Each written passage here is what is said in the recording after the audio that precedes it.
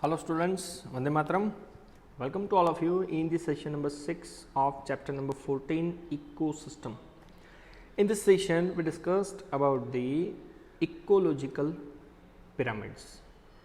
So सबसे पहले तो इकोलॉजिकल पिरामिड्स का एक डायग्राम आप लोगों को स्क्रीन के ऊपर दिख रहा है. तो वो डायग्राम के ऊपर से अगर हमें डेफिनेशन देना हो, so ecological pyramid means graphical representation of number, biomass and energy. So graphical representation of number, biomass and energy of an organism of different trophic level. Trophic level का प्रीवियस सेशन के अंदर detail में discussion किया था. मतलब एक type का food level जो फूड चेन और फूड वेब के अंदर दिखता रहता है. सो फूड चेन और फूड वेब के डिफरेंट ट्रॉफिक लेवल पे दिखने वाले ऑर्गेनिजम्स के नंबर, बायोमास या तो एनर्जी को अगर आप ग्राफ के फॉर्म में अरेंज करते हो तो वो शेप जो हमें मिलता है उसका नाम होगा ecological pyramid. So you must be familiar with the shape of pyramid. So pyramid के शेप आप लोगों को जनरली पता है. तो शेप ऑफ पिरामिड अगर आप देखो तो उसका जो बेस होता है वो ब्रॉड होगा and it narrows towards the apex. मतलब टिप की ओर अगर आप जाते हो तो वो नैरो बनता जाएगा और बेस जो होगा वो ब्रॉड होगा. अब यहाँ पे आप देखो तो ये है उसका बेस जो एकदम ब्रॉड है और टिप पे अगर आप जाओ it become a very narrow. So ये जनरल पिरामिड का शेप होता है.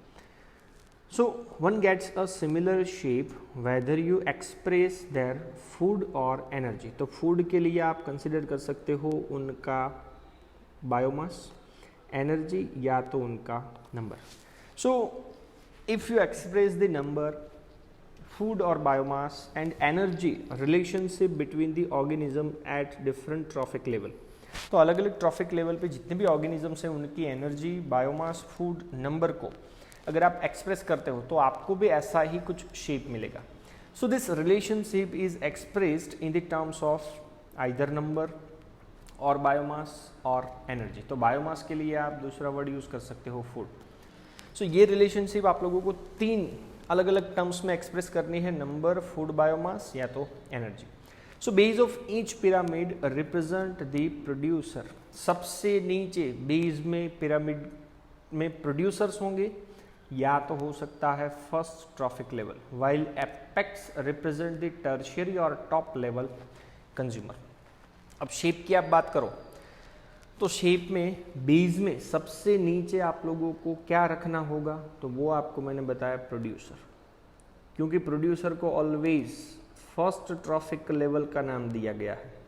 एंड सबसे ऊपर टॉप में अगर आप देखो तो वहां पे होगा टर्शरी या तो टॉप लेवल कंज्यूमर. सो इकोलॉजिकल पिरामिड अलग अलग तीन टाइप्स के हैं, क्योंकि मैंने आपको तीन टर्म्स बताए थे, नंबर, बायोमास एंड एनर्जी. तो सबसे पहला है pyramid of number, second one is the pyramid of biomass and third one is the pyramid of energy. तो सबसे पहले चलते हैं नंबर के पिरामिड की ओर.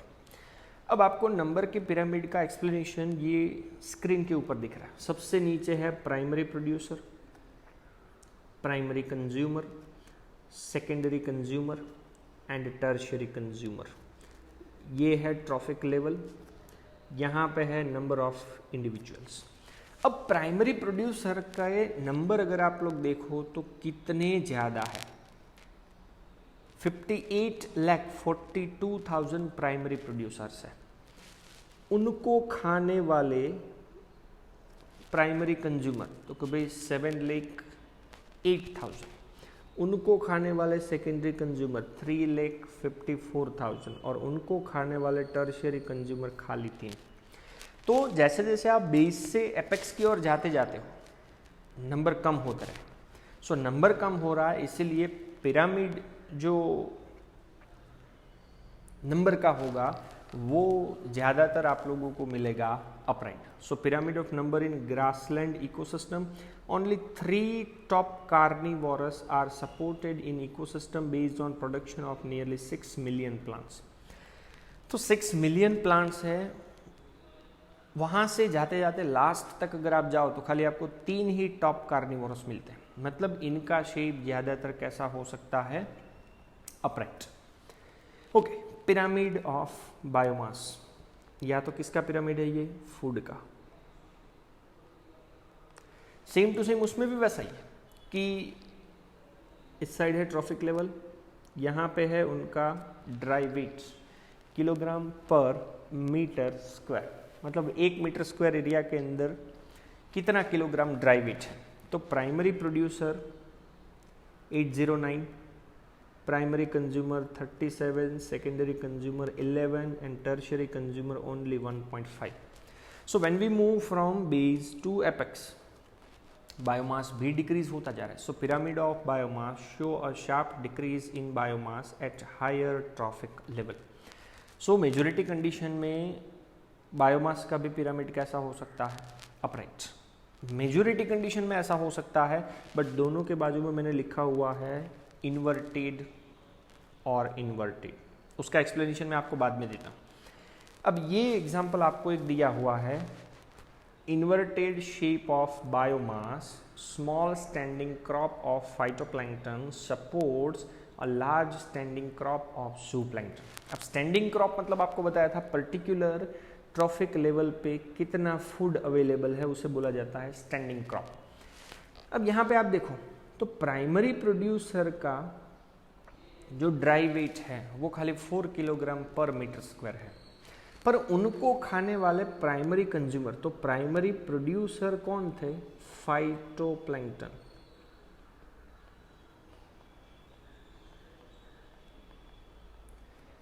और प्राइमरी कंज्यूमर आप लोगों को एग्जाम्पल के अंदर दिए हुए कौन है, zooplankton. So if we move from base to apex, तो आपको तो वेट बढ़ता हुआ दिख रहा है, 4 किलोग्राम पर मीटर स्क्वायर से 21 किलोग्राम पर मीटर स्क्वायर हो गया। तो ये तो शेप अपराइट नहीं है, बल्कि कैसा है, इन्वर्टेड है। सो बायोमास का पिरामिड, उसका शेप अपराइट भी हो सकता है, इन्वर्टेड भी हो सकता है। सेम टू सेम एग्जांपल अगर मैं नंबर के लिए बोलूं तो लार्ज ट्री पर एक ही ट्री है, तो लार्ज सिंगल ट्री, उसको खाने वाले बहुत सारे इंसेक्ट, तो यहाँ पे एक ही आया है और यहाँ पे 50 आ गए, तो ऑब्वियसली नीचे से ऊपर जाओ तो नंबर बढ़े, अगर नंबर बढ़ेंगे तो हमें पिरामिड का शेप कैसा मिलेगा, इन्वर्टेड। सो नंबर और बायोमास दोनों का पिरामिड का शेप मेजोरिटी अपराइट होता है, पर कभी कभार इन्वर्टेड भी आप लोगों को वो मिलेगा। एंड थर्ड पिरामिड, और वो है pyramid of energy. So energy के पिरामिड में भी सेम टू सेम यहाँ पे है ट्रॉफिक लेवल,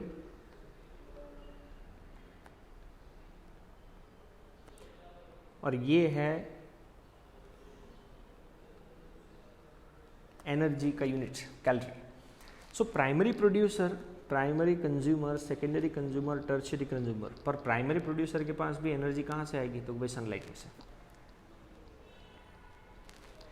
तो सनलाइट में से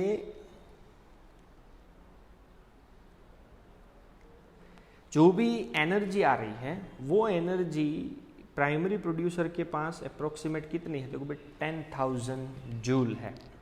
अब 10,000 से आपको रूल पता कि 10% एनर्जी ही वो ऊपर के ट्रॉफिक लेवल को पास करेगा। सो प्राइमरी प्रोड्यूसर के पास था 10,000 जूल, वहाँ से प्राइमरी कंज्यूमर के पास कितनी आई, 1000 जूल, वहाँ से सेकेंडरी कंज्यूमर के पास 100 जूल, और वहाँ से टर्शियरी कंज्यूमर के पास ओनली 10 जूल। सो एनर्जी अगर आप देखो तो बेस से एपेक्स की ओर जाओ तो वो डिक्रीज होता जाता है।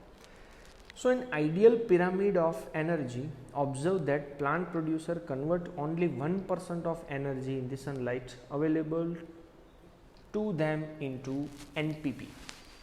नेट प्रोडक्टिविटी में खाली वो 1% एनर्जी ही यूटिलाइज कर सकता है, जो आपको मैंने प्रीवियस सेशंस के अंदर भी बताया हुआ है कि भाई अप्रोक्सीमेट 2 to 10% एनर्जी खाली प्लांट सन में से जितनी भी मिलती है वो यूज़ करेगा।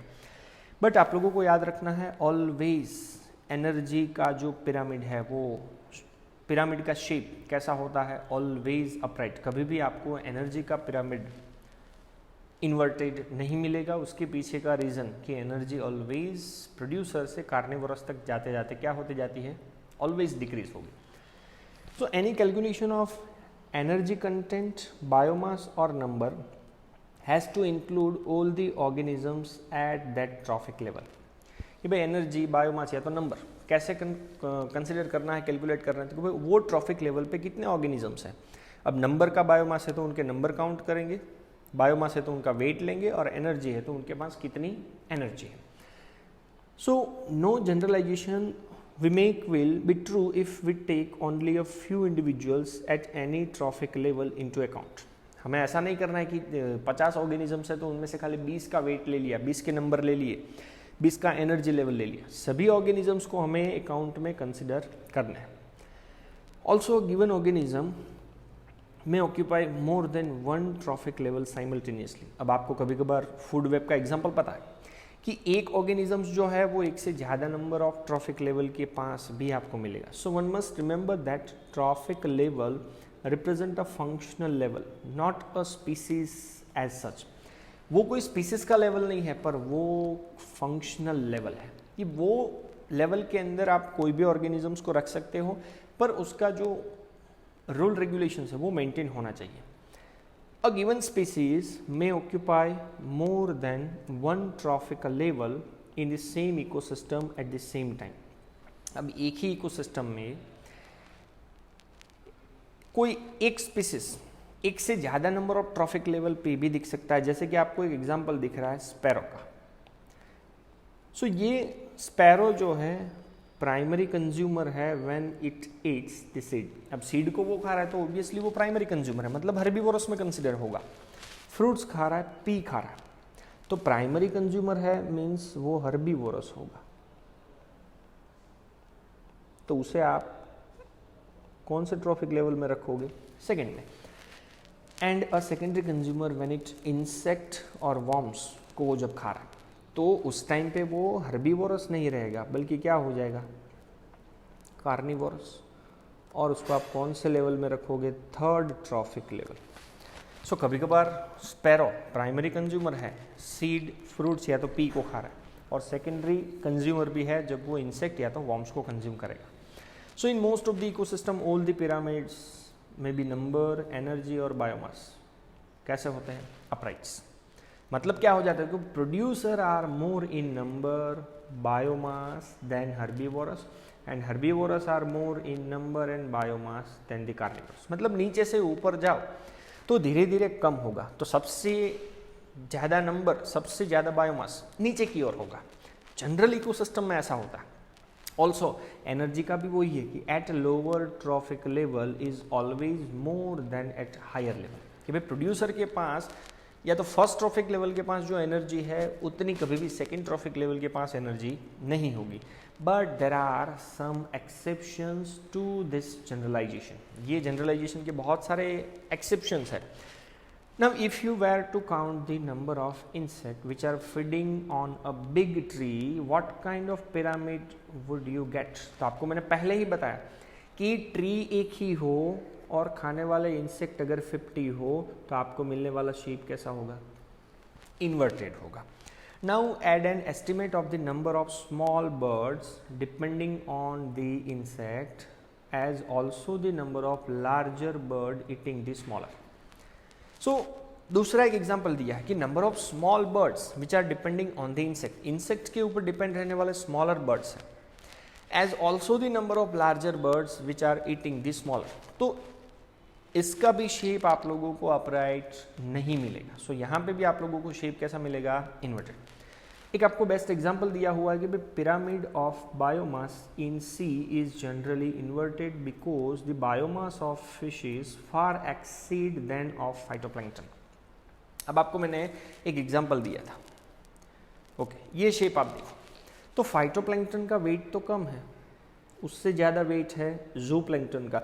मे बी यहाँ पे अगर आप सेकेंडरी कंज्यूमर दे देते हो फिश तो उनका वेट तो और भी बढ़ेगा। अगर वेट 50 हो गया तो ये शेप कभी भी अपराइट नहीं हो सकता, ऑलवेज ये कैसा होगा, inverted shape. But pyramid of energy is always upright, can never be inverted, because when energy flows from a particular trophic level to the next trophic level, some energy, we know that, is always lost at each step. तो heat के form में always थोड़ी बहुत energy तो loss होने ही वाली, इसलिए always energy का जो पिरामिड है वो कैसा होगा, अपराइट. नंबर और बायोमास का मेजोरिटी अपराइट हो सकता है, पर कभी कभार इन्वर्टेड भी हो सकता है.